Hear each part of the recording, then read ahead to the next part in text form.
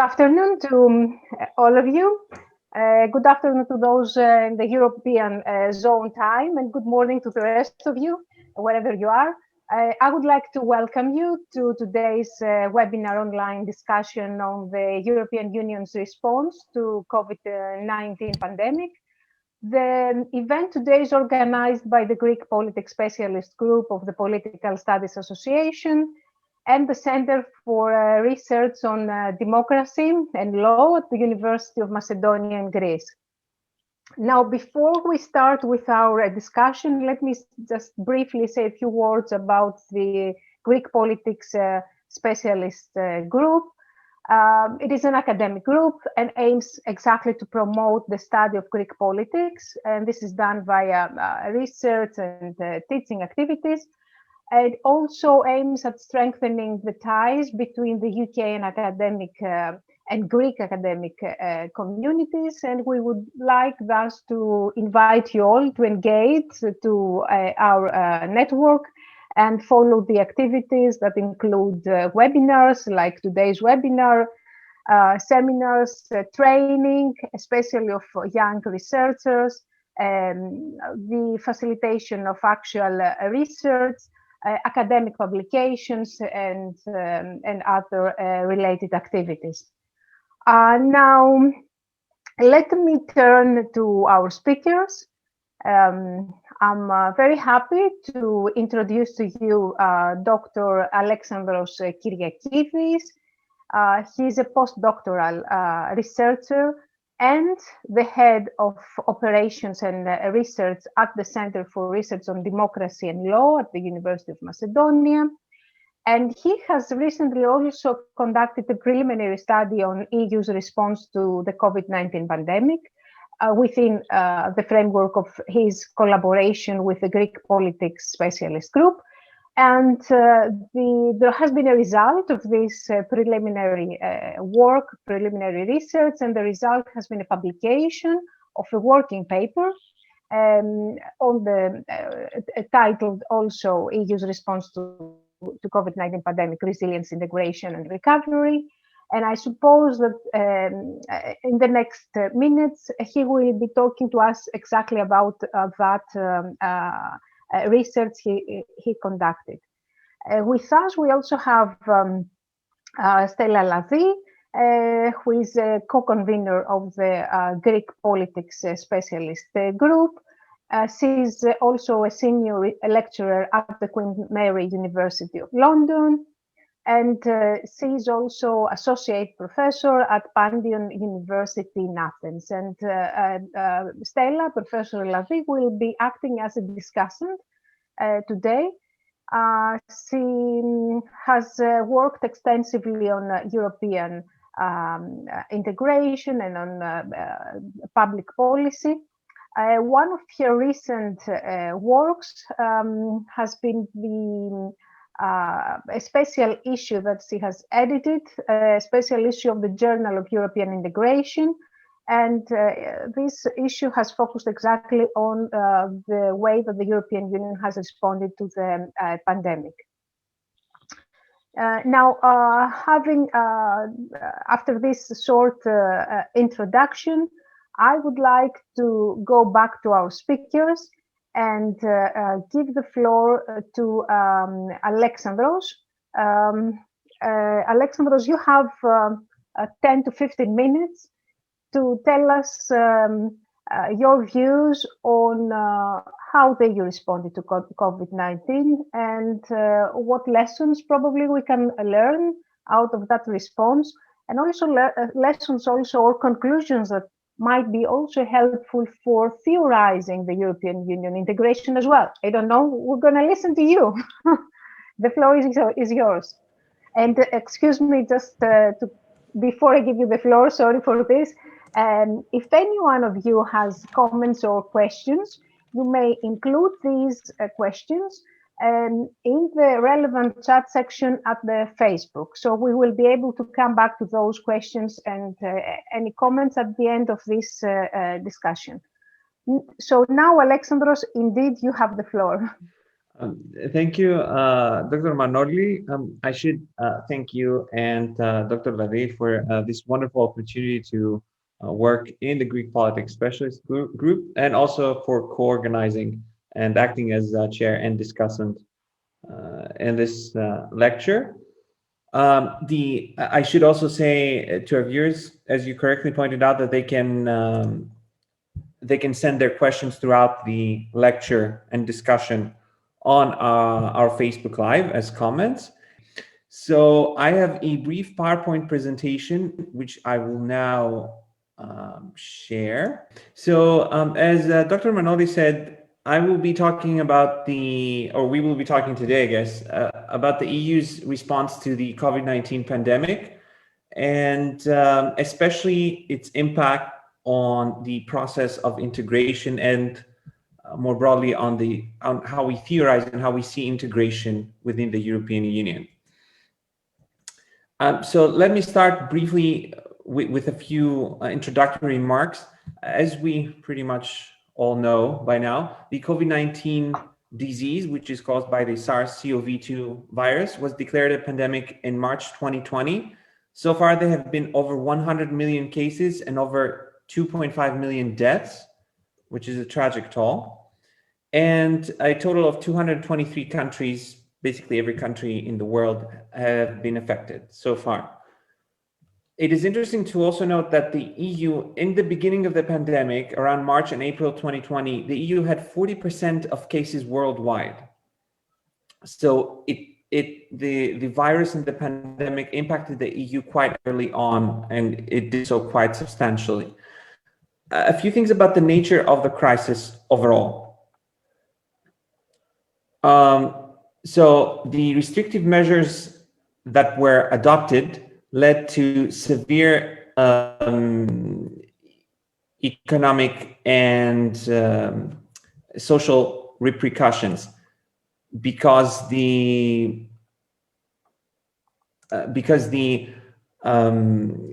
governments assumed intensely restrictive measures, lockdowns, etc. So those had intense repercussions socially and also economically across the world. It is a relatively symmetrical impact across countries, and we'll talk a little bit about this later on, but oh, sorry.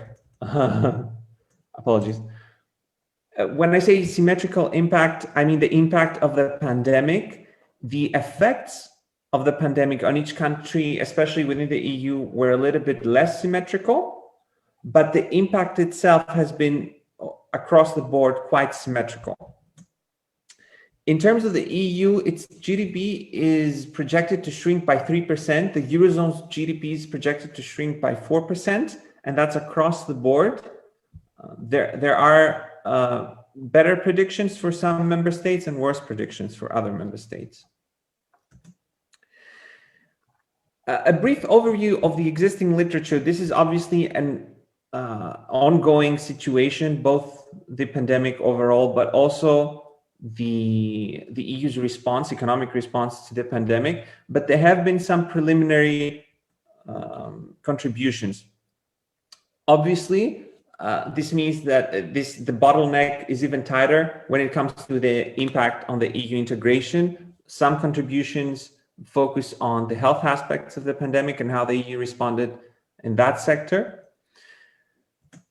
So the most relevant contributions so far have been Schmidt, Wolf, and Dr. Ladi and Sarouchas. There are some others as well.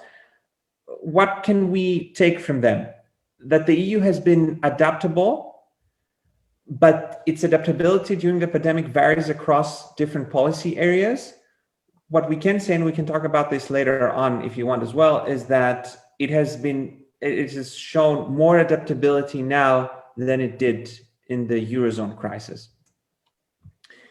The shock, the pandemic was symmetrical in terms of its impact, but the shock experienced by different member states, the way they internalized the impact of the pandemic, has not been entirely symmetrical, obviously, because some member states were better prepared than other member states.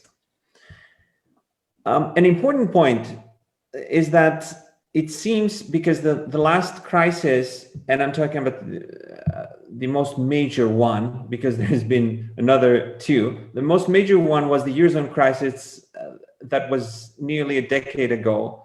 And then we also had the immigration crisis, and then the Brexit. And now the pandemic crisis. It seems that crises or responding rather to crises has been the new normal within the EU, especially in terms of integration. And that its crisis management is centered around an approach that has been not very fondly called failing forward, which means that it does progress and it does respond, but at a rather glacial pace. Another important point is that the Commission, the existing literature emphasizes that the Commission and the supranational element within the EU have been reinforced eventually, but in the early stages of the pandemic, as was the case in previous crises as well, the intergovernmental element was strong. And in terms of the health policies, the response of the EU has been broadly termed effective, at least much more effective than its response during the Eurozone crisis. So what is the response? Originally, the package, the economic response, I mean, the package that the EU proposed was termed the Next Generation EU, and that included a wide variety of measures. It eventually became known as the European Union Recovery Instrument, or EURI, which was encapsulated in Regulation 2020/2094, which was adopted relatively recently, not 5 months ago now. It amounted to 700 billion euro. This is the breakdown. So there are seven measures that were adopted. The largest by far was the Recovery and Resilience Facility, or the RRF, which totaled almost the entire EURI package. But almost half of it is loans. All the other measures, including the EURI, are grant-based. The RRF was one of the two new measures. The second one was the REACT-EU, Recovery Assistance for Cohesion and the Territories of Europe, which was a much smaller measure, but also new. The other five measures, were measures that were programs or initiatives that already existed and were reinforced. So Horizon, InvestEU, Rural Development, the Just Transition Fund, and RescEU.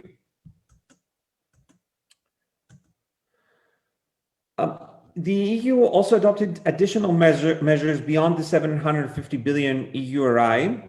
There was the temporary framework for state aid, which allowed member states to provide additional state aid to areas and sectors that were hit hardly by the pandemic. So it relaxed the rules and it increased the ceilings for state aid. There was the infamous ban activation of the General Escape Clause, which allows member states to deviate from the medium-term budgetary objectives of the Stability and Growth Pact. And this was after it got refurbished in 2011 and the Six-Pack. The Coronavirus Investment Initiative, the CRRII and CRRI Plus, which is almost 8 billion euro, which makes use of the cohesion funds. One of the largest instruments that the EU introduced was the SURE instrument, which was meant to preserve employment at 100 billion euro. And then there were some initiatives from institutions of the EU. The European Investment Bank introduced the Pan-European Guarantee Fund. The European Central Bank introduced a number of initiatives, a number of purchasing programs for refinancing operations. And then the European Stability Mechanism offered 240 billion euro in loans over the next 2 years. Obviously, the focus of the lecture is the EURI and the RRF primarily. So what are the novelties that they introduced? For the recovery instrument, it was the first time that the own resources of the EU almost doubled. This was unprecedented. It never happened before. And the primary need for that was the RRF, because the RRF was over 670 billion euro. And at 670 billion euro, it almost is the entire EU budget as it stood before the RRF. So it essentially doubled, it presented the need for doubling the EU's budget. And also, and that's probably the most important novelty in terms of integration, it allowed for the EU to borrow, for the EU itself to borrow on the markets, with the European Commission representing all member states. And this is basically the mutualization of debt within the EU. Now, there is an asterisk there that this borrowing is only permitted for the EURI and for no other purpose, but nonetheless, it is 750 billion. So it is a substantial amount of borrowing of common debt. And for the Recovery and Resilience Facility, the most important part, especially when we compare it to the Eurozone crisis, is that it is within the EU framework. And this was not the case, and is not the case with, for example, financial assistance mechanisms, most of them anyway. It was the reason that the EURI permitted the borrowing from the markets by the European Commission. And also it is coordinated exclusively through the European semester. And this is another novelty, especially in comparison to the Eurozone crisis, because during the Eurozone crisis, a lot of novel instruments were introduced to monitor fiscal compliance and financial assistance that did not exist before, and oftentimes involved influenced by external actors, such as the IMF. So what is the process of the RRF? It is largely similar to the financial assistance framework. So each member state submits a National Recovery and Resilience Plan, or NRRP, and that plan should reflect the country-specific recommendations of the European semester. There are 6 areas where it should focus: green transition, digital transformation, sustainable and inclusive growth, social and territorial cohesion, health, economic and social and institutional resilience, and policies for the next generation. It is discussed with the European Commission, it is approved by the Council, and then it is monitored again by the European Commission, but on a biannual basis, which is a considerable amount of time, especially compared with the trimester or semester oversight in the financial assistance framework. And the Commission set up a task force, it's called the Recover, that coordinates the process within the Commission itself. So, to conclude, and we can talk a bit further about the specifics, I'm sure we can discuss it later on in the lecture, but preliminary conclusions for the EURI and in terms of EU integration. There are strong supranational elements. I mean, there's the size, the fact that there is common borrowing, which was considered largely a fantasy or a dream during the Eurozone crisis. And it was staunchly opposed by key member states such as Germany. The European semester, the fact that it is an EU-based process and it is based on the European semester, and the role of the Commission, which is considerable, not as considerable as the European Commission proposed its role to be, but it still is considerable. But there was intense intergovernmental bargaining, especially in the beginning. This was particularly in terms of the monitoring process and the balance between loans and grants in the EURI package, and specifically on the Recovery and Resilience Facility. The Council approves the national plans. As I said, the Commission originally intended for it to also approve the plans, but in the eventual regulation, that did not pan out. And there is a connection with financial conditionality, with the financial assistance conditionality framework in the regulation, which was not proposed by the Commission. It was later added during the negotiations with the Council.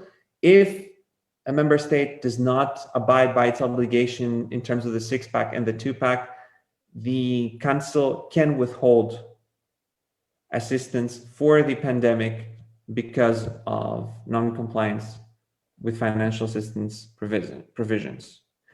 And that concludes the end of my presentation. I hope I was on time. It was relatively brief, but we can discuss further specific comments. Okay, thank you, Alexandros. It was a very good, I think, overview of the measures that the European Union took to address the socioeconomic impact of COVID, and the EU took these measures relatively within a short period of time, because we are used to, waiting for EU institutions to react to a crisis. But this time we can say that relatively the response came rather quickly, I think, and Alexandros somehow indicated that in his overview of these measures. Some of the measures were temporary, other have a more long-term life, and some of the measures were totally new, and others were existing, but they had to be reoriented towards to address the current situation and to be somehow restructured. Now, he also made some comments, and he ran into some conclusions on the relevant to theorizing on EU integration, and he referred to the supranational elements that the crisis boosted, the supranational processes in the European Union, and he mentioned, he referred to the role of the European semester. Maybe he wants to elaborate a little bit on that in the discussion later on as well, and to other elements such as the common borrowing that he mentioned as well, the role of the Commission. Having heard Alexandros, I think we can now turn to our discussant. And our discussant, as we said at the beginning, is Professor Stella Ladi. And Stella will try to give her view on the topic, and she will also have 10 minutes. So Stella, I think the floor is yours. Okay, thank you. Thanks a lot, Panagiota. And thank you, Alexandros, for the great presentation. So what I will try to do is maybe give a few comments, but also questions at the same time, so that we can open the discussion. This was, I think this was a very good presentation and paper. Alexandros didn't have time to present everything, so we may come back to some of the issues that he discusses in the paper in more detail. It gave a very good presentation of the EU initiatives for economic recovery, because our topic is that the EU took, so we are not discussing here the vaccine strategy of the EU, the Schengen efforts to coordinate borders, etc., etc. So I think today's seminar is focusing on the economic aspects, and I think it is an interesting analysis of why the Recovery and Resilience Facility is an initiative which is very well embedded in the EU treaties. Alexandros discusses that a bit more in the paper than he had the opportunity today, since we limited his time. But it is an interesting point that he makes, that it is not an external mechanism as it happened in the Eurozone crisis, where we had the European Stability Mechanism, but this time it's much more embedded in the EU treaties, and thus we can say more about what it means for EU integration. And I think we should discuss that a little bit further in a minute. It's interesting also that in the paper and in the presentation, he started talking to us about the implementation. So it's not only that this time the strategy of the EU is more complete, and although we were not maybe expecting it, it did adapt. There is also a very clear implementation process, And this is where we are now, and this is the important aspect that we need to see how it will develop. And there, I think what Alexandros mentioned at the end, that conditionality was added by the Council, although it was not proposed by the European Commission. I think this is very important, and maybe if you would like to discuss a little bit more in what way was conditionality added. So will it, because you didn't have time to go very much in depth in that, will it concern only the loans or also the grants? So is it going to be for the whole amount of money, or the grants are excluded from the conditionality, or what we know up to now? Another issue is that what we've seen was that discussions for the establishment of this recovery and resilience facility were in reality pushed by France and Germany, the Franco-German axis, as we always expect, back in the summer. And it was the agreement between Macron and Merkel that made this possible. So it was an intergovernmental, in a way, between governments agreement that brought this very innovative and ambitious facility in place. But then it was given to the institutions in a way. So France and Germany, in their push, they were asking the Commission to take more initiative than the member states. But what we saw later on was that in a way the Council fought back and took more control, like the conditionality that we were discussing. But also the European Parliament had a lot of questions, since some of the budget that was going to be used for this facility meant that some other initiatives, such as research, Erasmus, I'm trying to remember what else, they were going to be losing some funds, and we had delays in autumn in order to find a compromise between the European Council and the European Parliament. So here I just have a question again for Alexandros, if he could tell us a bit more about the way he sees this proactive reaction of the European Parliament in his explanation of what this initiative means for European integration. So how do you think this the European Parliament's role is? Because the European Parliament also talked about conditionality in a way linked to the rule of law for some countries. So there were efforts to add some things there. Now, to go to the integration issue a little bit more, to ask some more questions, because I know that this is also an issue that really interests you. It's one of your research interests, and thus the paper has this, I think the most original section of the paper that it's really worth reading. It's the last section where you're trying to explain what it means for European integration. And something that I have been thinking about and listening to you, I wanted your opinion, is whether you think further integration should necessarily be supranational. So, in other words, is the strengthening of the Commission the only way forward for further integration? Or could we say that what we are experiencing now with this new facility may show that there are other ways integration can proceed?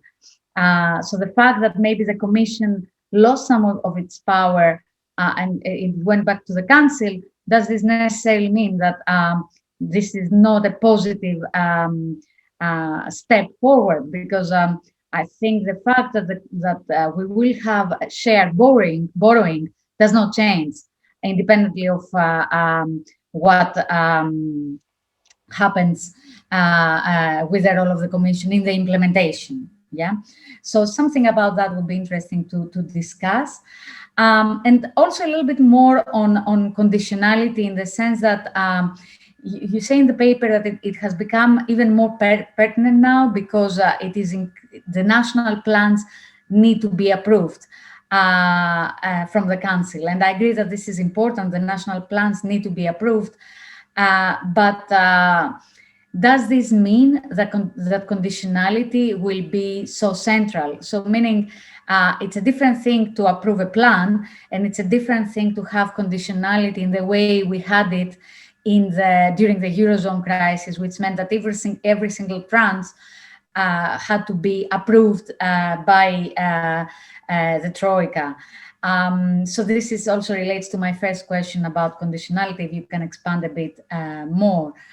And then going back to the Parliament, how would you envisage the role of the European Parliament during the implementation of the national plans, and have there been any discussions there? Because as we know, during the Eurozone crisis, the Parliament really complained for not being included in the discussions and in the evaluation.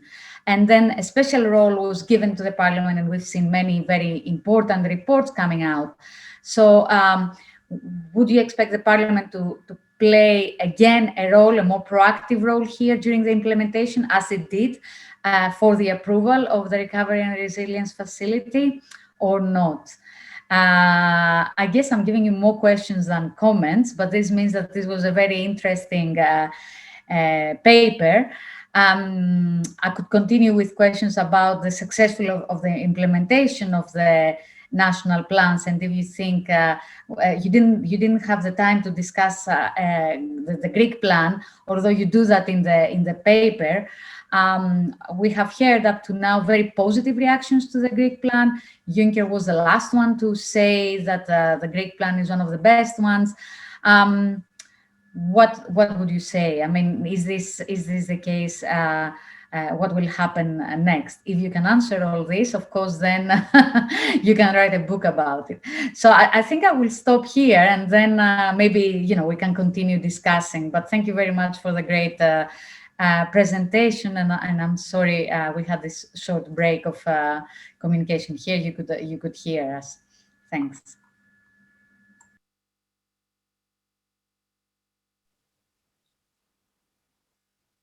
Okay, thank you, Stella. Thank you, Stella, for all this, for your own as well overview of the paper through a set of questions addressed to Alexandros. Indeed, the paper includes much more beyond what Alexandros presented here, and for anyone who is interested in the working paper, he or she can read it through the website of the Greek Politics Specialist Group. Now, I don't know if Alexandros was able to track all the questions addressed to him by Stella, or do you want me to repeat some of them? I think Stella, especially at the end, she tried to summarize a few key questions that were in her mind. One of them was about the issue of, if I'm not mistaken, of the role of the Commission, and whether we can see that the strengthening of the Commission is the only way ahead for EU policy making, or we might be having other alternative,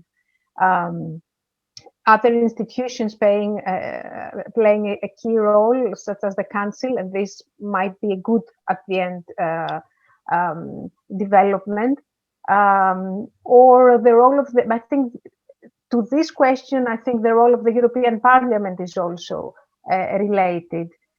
So how can you see, therefore, the role of institutions such as the European Parliament, the Commission, in the future development of European Union policy making, as a conclusion drawn from the experience of dealing with the pandemic crisis? I think that was one of the questions of Stella. Stella also discussed the issue of conditionality that comes back in our discussion in dealing with the pandemic, and whether we can see some differences now in relation to conditionality as was applied in dealing with the Eurozone crisis.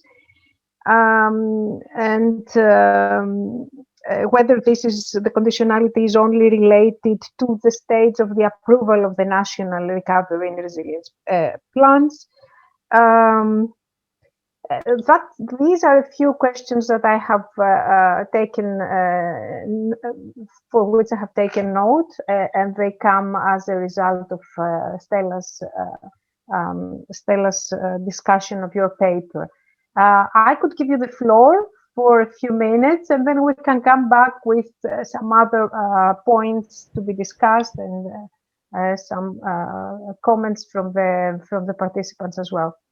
So, Alexandros, you have the floor. Okay. Thank you, Dr. Manoli, and thank you, Dr. Ladi, for this very detailed approach to my paper. I think you did provide some indirect comments. I mean, some of your questions were indirect comments, and thank you for that, because I think those are really important, especially, and I'll probably leave this to the end so we can close with that, the broader impact on how we view EU integration from a theoretical perspective.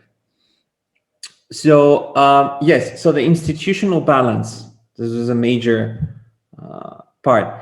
Yes, in the beginning, there was intense intergovernmental bargaining, as I said, and that included one of the main issues that arose between the Frugal Four and other member states was the balance between loans and grants in the RRF. Another major issue, which is a whole other chapter altogether, was the connection between this framework and the rule of law framework, which is a very recently uptaken initiative by the European Commission, and it affected primarily two member states, Hungary and Poland, that do have a pool, a strong pool in the European Council. So yes, there was a compromise. The rule of law framework was not dumped per se, but it was it was left for a later time to be made more specific, and that was part of the negotiation process that primarily German Chancellor undertook in coordination with France. Yeah, that was a tad unfortunate, because the Commission began with a very ambitious rule of law agenda, which also included the connection with the RRF and the EURI, but the results were a result of intergovernmental compromise, so less than what the Commission was aiming for. In terms of the institutional balance within the framework between the Commission and the European Parliament. So I find it very interesting that you brought up the Eurozone crisis. During the Eurozone crisis, the European Parliament was indeed left mostly outside the financial assistance framework and the policy conditionality, not entirely without the Parliament's input as well. From interviews that I have conducted, and also from the fact that the two-pack regulation, the two-pack set of regulations that determines the financial system framework to a large extent was also approved as is by the European Parliament. So it was a result of a compromise again, but the European Parliament perhaps should have been a little bit more vocal beforehand. It's worth mentioning that even in their task force for the financial assistance, the equivalent to Recover, that they instituted much later in the crisis, it was called the Financial Assistance Working Group. They made sure that they did not have any type of input in terms of the policies implemented and the conditionality attached, and that they were more or less conducting an overall review of the situation in each member state for financial assistance. So, and that ties in with your conditionality question as well. So the European Parliament was left out in the RRF and the EURI.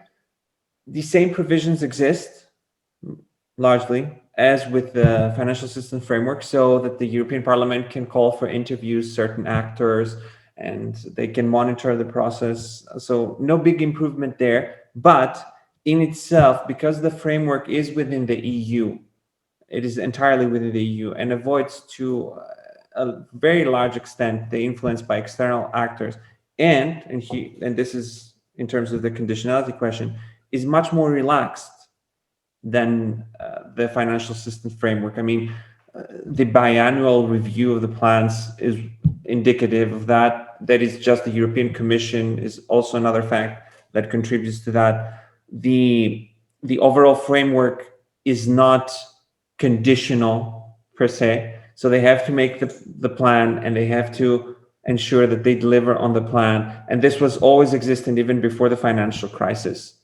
erupted.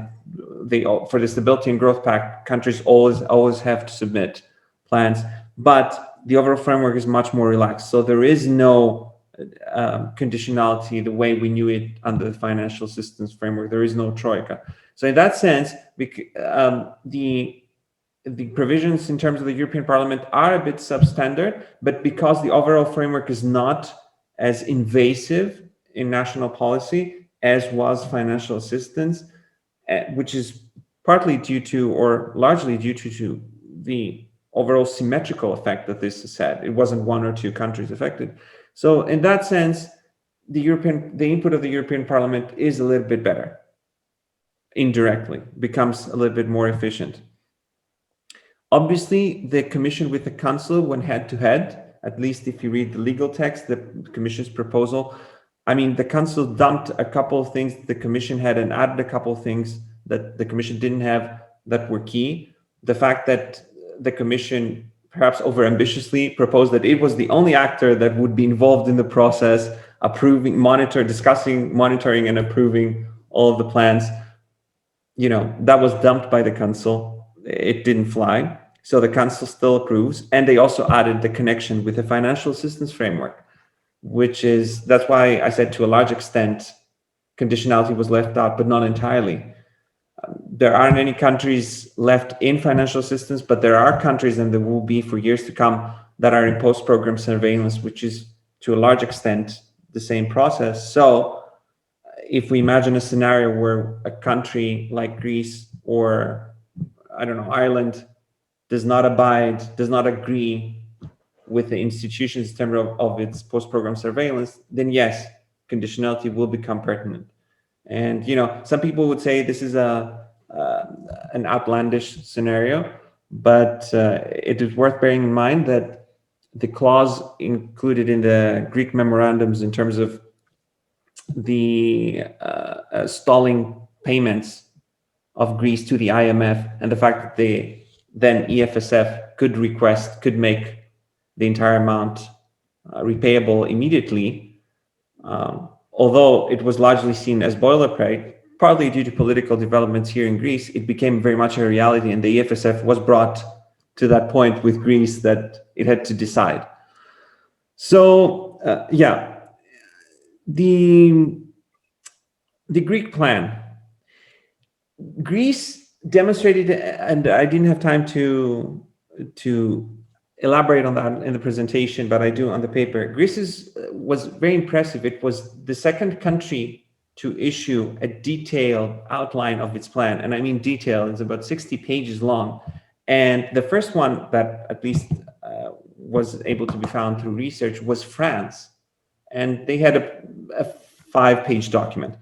So it is very impressive. Obviously, I'm not aware of the plan. No one has been made aware of what the plans are. There have been multiple plans submitted. Greece, although it released its plan first, it was the second to submit, or third. So Portugal was the first, and then Greece and Germany submitted simultaneously in late April. There are a number of states, 16 so far, that have submitted their plans. And from what I can tell, Greece has been the most transparent about it. And from what I can tell in the plan, it is a very, very well-structured plan that plays into the priorities that the EU, the Commission, and the Council through the European semester have set that are appropriate for the assistance. So I would say overall, it is a very good plan, and it is, as expected, mostly based on the grants element. That we do have a small loans element. also smaller point in terms of conditionality, in terms of loans and grants, that applies to everything. If there are loans, there is a loan agreement to be concluded with the European Commission in addition to the national plan. But other than that, it's basically the same framework throughout the regulation. The last point, what does it tell us about EU integration? The answer is yes. We do need a new way of looking at EU integration, not necessarily new theories.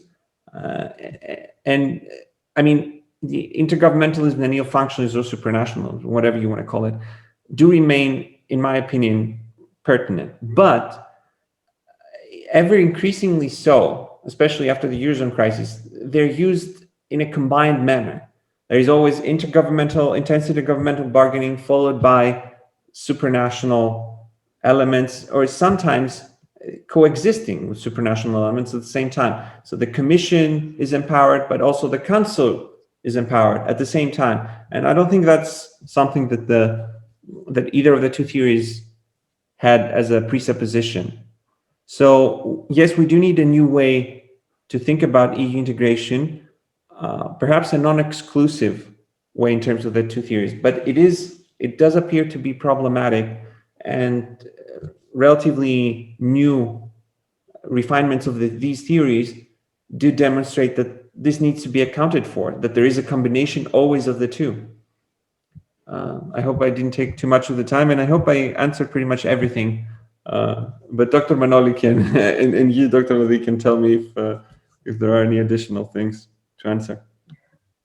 Yes, I would agree with your last comment. I think, as we say, it takes two to tango in terms of the European integration process as well. It takes both the state, the governments, and the institutions to collaborate so that we have the policies moved forward. Before I give back a little bit the floor to Stella in case he wants to add something, I would also like to just share with you some comments that I have seen and some thoughts as well of mine. From what you have illustrated to us, the EU seemed to be more ready this time to address the pandemic, and in a more efficient way as well. So I would say, if one compares how the EU reacted in the Eurozone crisis and how the EU reacted now in the pandemic, in that comparative, let's say, perspective, can we see some key lessons drawn? I mean, did the EU actually learn from the Eurozone experience? And when I say the EU institutions learned from the Eurozone crisis, all the EU governments learned from the Eurozone crisis, and then, that experience then facilitated consensus in terms of the measures that had to be agreed, or this experience, let's say, is somehow less relevant, but one has to understand that it was the nature of the pandemic, the horizontal impact, or the fact that the policy was, as Ladi has stressed in her writings, was scientifically driven. It was science-driven, mainly the policy. Maybe the particularities of the pandemic forced this consensus within the EU. For me, this is a question I think that exists in my own mind. And another point I think that comes from the discussion has to do with whether the changes that we have seen, and you very clearly referred to them, such as, for example, the deviation for fiscal discipline and for budgetary commitments, or the common funding, etc. I just mentioned a few of them. So the novelties, you think, are going to be permanent features anymore of the EU policy? There is really a significant shift in EU policy today as an outcome of the pandemic. And I would like also to just last thing also that comes from the discussion here is, and has to do with the Greek case. So I'm looking to the other direction as well, because I can see the comments from one directly from one screen, and then I can see you on the other screen. So the last thought I would like to share with you, and has to do with the Greek case. Greece went through this exhausting crisis that lasted nearly a decade, and a long recession that was really painful for the national economy and for the Greek people and their income. And there was a discussion, and there was that idea that Greece would need something like a Marshall Plan to recover after this, recession. And it seems that this pandemic and the Recovery and Resilience Facility, maybe it comes as something similar to this Marshall Plan somehow for the next, 5 years. So should we be optimistic that things, that this the Recovery and Resilience Facility is going to really to reboost, to help the Greek economy recover fast? Or do you think there are any threats, especially if the European economies do not, the European economy in general and the Eurozone economies do not really grow as expected? Because we can see some positive indications that the European economy is going to expand relatively significant. I mean, by a little bit more than 4% this year and next year. But this is a positive, I would say, environment within which the national plans are going to be implemented. But there might be some threats as well. So these are some comments that I have collected, and also I have also included some thoughts of mine. And that's the last round, I would say, of our discussion. And I can give the floor back to Stella for any comments if she wants to, and then to Alexandros as well, and we will conclude. If there are any other comments, I think we will not be. I might come back, but we can do it at our next webinar. Exactly, at our next webinar. So if Stella wants to add something, and then I will give the Alexandros, that's how we're gonna conclude. Stella, you have the floor. Thank you, Panagiota. Of course, I'm tempted because your questions are also related to some work that we've done with Dimitris Tsarouchas and was published at J, especially in the comparison between the two crises, and whether we can say that there has been some lesson drawing. And in our article, we actually argue that yes, and this is because we're using policy learning in a different way, in a way that also Radaeli has used it in a previous article, talking more about not how policymakers learn after a crisis, but how they learn during a crisis. So like, how do they react very quickly because they need to react, and this means that learning is embedded. So I think what happened during this crisis last summer was that the COVID-19 crisis was seen as an existential threat for the EU, and policy entrepreneurs that were already there, policy actors that were already there, such as Merkel and Lagarde, reacted much more decisively than in the previous crisis.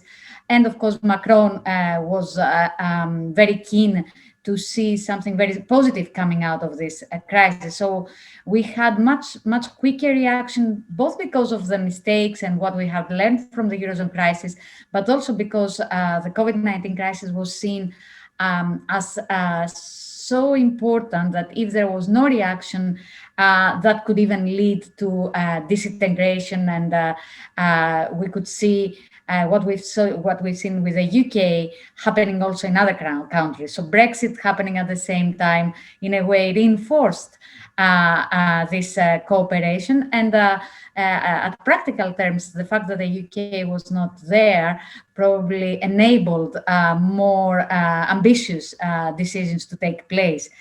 Whether this is going to be permanent, I would say that probably some of it will stay, because what we've seen happening also in the past is that very often countries and the European Union, when they actually implement something, this becomes part of their institutional memory, and then it's more likely that they will come back to it and they will be less scared. So hopefully this idea of shared debt, that it's for the first time being attempted, if it goes well, then could be reused, for example.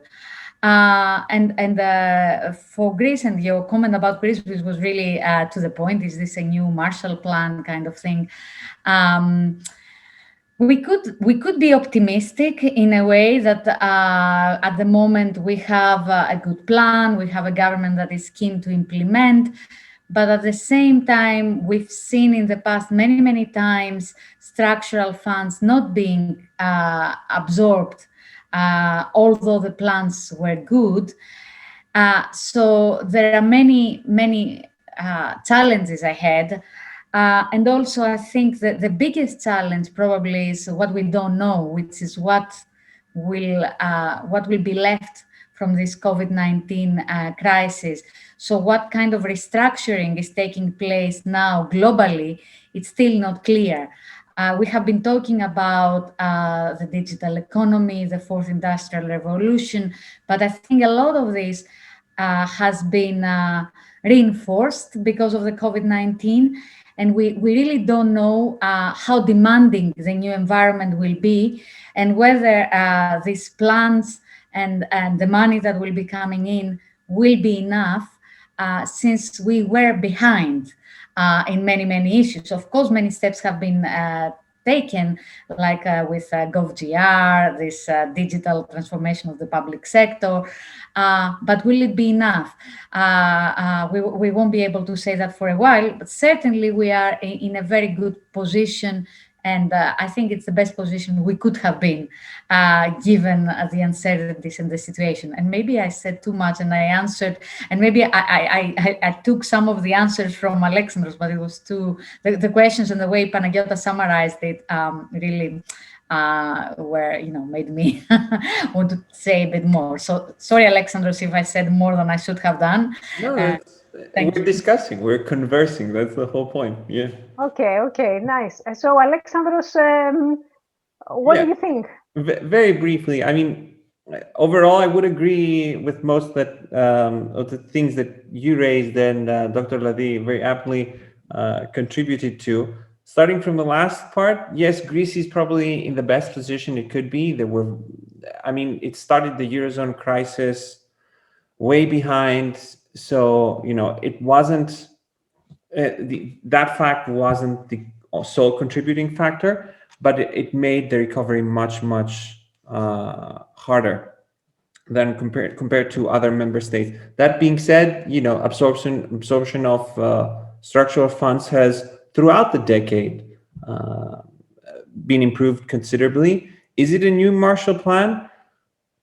Probably not, because if we look at it, and we can talk about the EU as a whole. Consider the US, for example. It's an often used comparison. The US has spent over 2 trillion so far to support its economy, and the EU has spent 750 billion. I don't see any more being spent anytime soon, and also argued quite intensively to spend that money. So I don't think it will be enough. It is enough for the EU or its member states, but it is an important contribution and with good management, we could have very good results both in Greece but also throughout the EU. But there is this caveat, and Dr. Ladi said it, we don't know where this will go, and the financial repercussions are yet to be seen for some time. So as usual, and this remained, and I'm going into the comparison now with the Eurozone crisis, this has remained throughout the last decade, apparently. The EU's approach to fiscal discipline is different compared to the other side of the Atlantic. So we're much more geared towards that. We can talk forever why. I mean, most people do not. The way the EU was instituted is based on fiscal discipline. So the restrictions, the approach to monetary policy is entirely different. There have been certain steps that have been taken and relaxed, and obviously mutualization of debt, which is essentially that, or part of a debt, is a big step forward for that, but still we kind of lag behind. As with Greece, also with the EU, considering those caveats, I think it's in the best place it could be. There were compromises made, but the response in comparison to the Eurozone crisis was considerably more aggressive when compared to the Eurozone crisis. Why? Dr. Ladi also addresses that in their paper with Dr. Tsarouchas, double loop learning. So the EU used many of the lessons in the Eurozone crisis, and one of the first things that people called during the Eurozone crisis for was mutualization of debt, which was staunchly, as I said, opposed by certain member states. This time the game was different.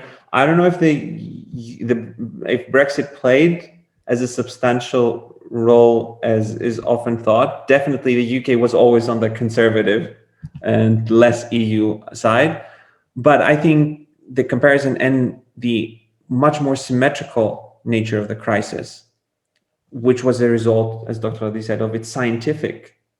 It wasn't the economics, it was just the pandemic. There is nothing you could do. Would the EU have benefited more from seeing the Eurozone crisis through a similar lens? Definitely.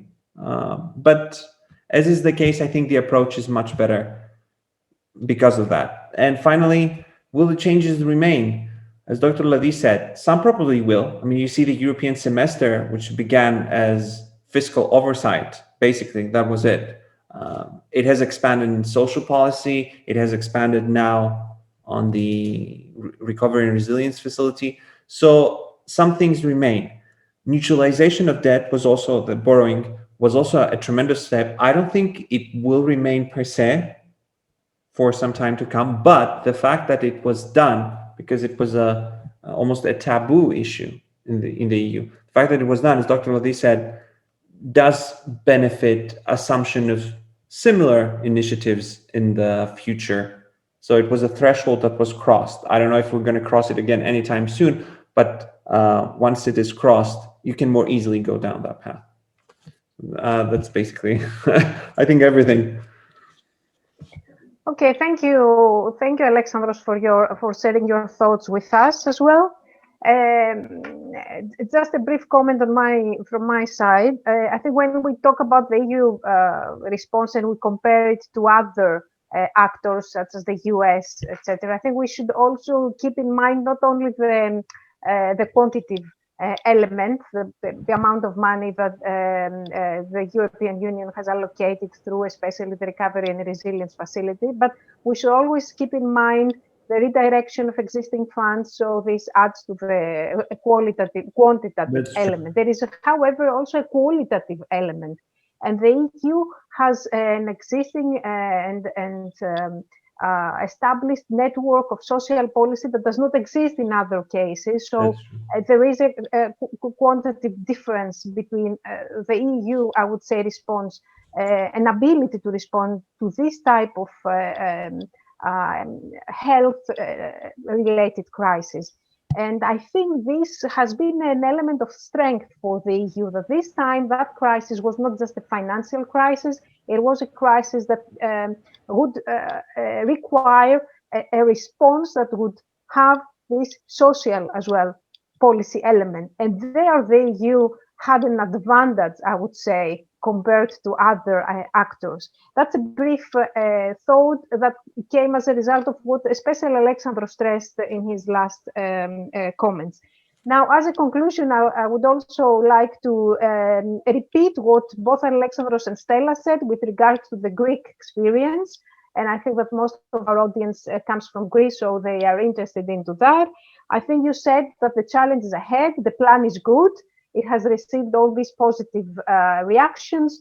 It seems we were among the first ones to be ready and to be ready with a good plan. Now, the challenge ahead is implementation. And with regard to the implementation, we have had a difficult experience in policy implementation. So this is a big challenge, the implementation. And the other challenge that was presented by you was that we don't really know what this crisis will leave behind. So, okay, we've made the plan, but the crisis is still evolving and the impact is still to be seen. So we might need to, reorient plans and readdress new challenges and ahead. So one is the implementation, definitely. Let's see how we will do it, both in Greece and at the European level. So in this last comment, implementation, I suppose we need to have another webinar when we will start implementing the plan, and we will be able to discuss the implementation process of the European policy and the national, probably our national recovery and resilience plan. Having said that, I would like to thank all of you for joining us in today's online discussion on the European response to the pandemic. I would like to really thank Alexandros Kiriakivis for his work. And we are very happy that we have collaborated with him within the last months within the framework of this research work.